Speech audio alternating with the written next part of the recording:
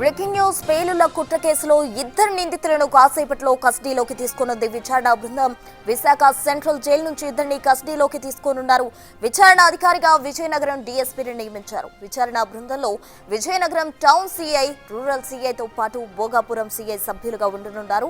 ముందుగా పేలుళ్లకు సంబంధించి scene construction చేసే అవకాశం ఉంది. ఇక విజయనగరంలో ఉగ్ర పేలుళ్లకు ఏ ప్రాంతాల్లో రెక్కీ చేశారు, ఎన్ని రోజులు చేశారనే దానిపై ఆరా తీయనున్నారు. ఇంటిని అద్దెకు తీసుకోవడానికి గల కారణాలేంటి, ఇంటి ఓనర్ కు సిరాజ్ ఉగ్ర చర్యలు ముందే తెలుసా అనే అంశాలపై ప్రశ్నించే ఛాన్స్ ఉంది. అటు పేలుళ్ల కోసం సమీర్ కూడా విజయనగరం రావాలనుకున్నాడా, సిరాజ్ ఒక్కడే చేయాలనుకున్నాడా, పేలుడు పదార్థాలు ఎలా సేకరించారు, ఇంట్లో వాళ్లకు అనుమానం రాలేదా అనే అంశాలపై విచారించే ఛాన్స్ ఉంది. సిరాజ్ కుటుంబ సభ్యుల పాత్రపై ఆరా తీసే అవకాశం ఉంది. విజయనగరంలోనే మొదటగా పేలుళ్లు జరపాలన్న ఆలోచన ఎవరిది, ఆర్ఎస్ఎస్ నేతలను టార్గెట్ అనే అంశంపై కూడా విచారించనున్నారు పోలీసులు.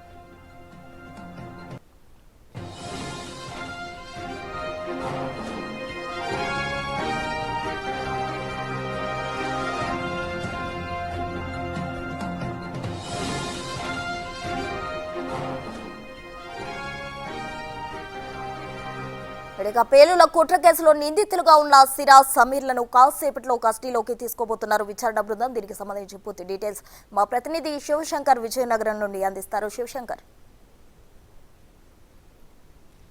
ప్రస్తుతం మనం చూసుకున్నట్లయితే ఈరోజు కస్టడీకి తీసుకుంటారు పోలీసులు. అటు సిరాజ్, సమీర్ ఇద్దరిని కూడా తీసుకుని విజయనగరం తరలిస్తారు వైద్య పరీక్షల అనంతరం. తర్వాత రహస్య ప్రాంతంలో విచారించడానికి ఇప్పటికే అన్ని ఏర్పాట్లు కూడా అధికారులు చేసుకున్నట్లు తెలుస్తుంది. మరోవైపు మనం చూసుకున్నట్లయితే ముఖ్యంగా ఈరోజు సీన్ రీక్రియేషన్ చేసే అవకాశం కనిపిస్తుంది. ఎందుకంటే సిరాజ్, అటు సమీర్ ఎక్కడెక్కడ ఏ ప్రాంతాల్లో బాంబులు అమర్చాలనుకున్నారో ఆ ప్రాంతాలకు వెళ్ళి సీన్ రీక్రియేషన్ చేసే అవకాశం కనిపిస్తుంది. మరోవైపు ఐఈడీ బాంబులు ఎక్కడ తయారు చేయాలనుకున్నా అక్కడ కూడా వెళ్ళే అవకాశం ఉంది. అదేవిధంగా పోలీసులు ఎక్కడైతే సిరాజ్ని అదుపులోకి తీసుకుని ఆ ప్రాంతానికి కూడా వెళ్ళే అవకాశం కనిపిస్తుంది. మరోవైపు సిరాజ్ ఏదైతే బాబామెట్ట డబుల్ కాలనీ ప్రాంతంలో అద్దెకు ఉండేవాడో ఆ ప్రాంతం అక్కడ ఆ రూమ్కి కూడా వెళ్ళి పరిశీలించే అవకాశం ఉంది. ఎందుకంటే పేలుడు పదార్థాలన్నీ కూడా సిరాజ్ అక్కడే దాచిపెట్టాడు కాబట్టి అక్కడికి వెళ్ళి కూడా విచారించే అవకాశం ఉంది. మరోవైపు మనం చూసుకున్నట్లయితే ఆర్ఎస్ఎస్ నేతలను ప్రధానంగా టార్గెట్ చేసిన మనకి అసలు ఆర్ఎస్ఎస్ నేతలను టార్గెట్ చేయడం గల ప్రధాన కారణం ఏంటనేది కూడా పోలీసులు అడిగి తెలుసుకునే అవకాశం చాలా స్పష్టంగా కనిపిస్తుంది. ఎందుకంటే పెద్ద ఎత్తున ఎందుకంటే దేశవ్యాప్తంగా కూడా పేలుడు జరపాలని చూశారు. ముఖ్యంగా విజయనగరంలో అది ప్రారంభించి ఇన్కేస్ విజయనగరంలో సక్సెస్ అయితే గనక విజయనగరం తర్వాత హైదరాబాద్, అదేవిధంగా కర్ణాటక, మహారాష్ట్ర,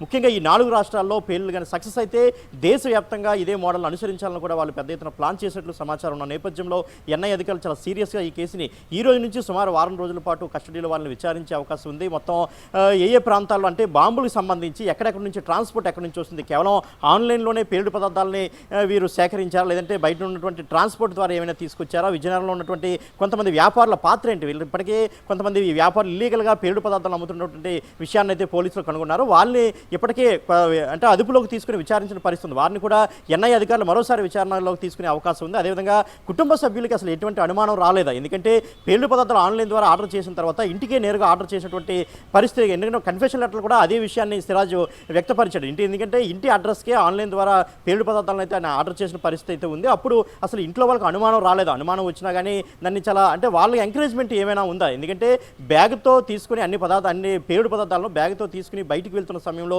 ఇంట్లో వాళ్ళు కనీసం ప్రశ్నించలేదా, ఎందుకంటే ఇంట్లో ఇద్దరు పోలీస్ డిపార్ట్మెంట్ చెందిన వ్యక్తులు ఉన్నప్పుడు కూడా ఎందుకు అనుమానం రాలేదు, ఎందుకంటే అందరూ కూడా వెల్ ఎడ్యుకేషన్ అయినప్పటికీ కూడా ఎందుకు అనుమానం రాలేదు, అనుమానం వచ్చినా కానీ వాళ్ళ పాత్ర ఏమైనా అనే కోణంలో కూడా విచారించే అవకాశం కనిపిస్తుంది. టోటల్గా మనం చూసుకుంటే ఈరోజు సీన్ రీక్రియేషన్పై ప్రధానంగా దృష్టి పెట్టే అవకాశాలు అయితే ఎక్కువగా కనిపిస్తున్నాయి.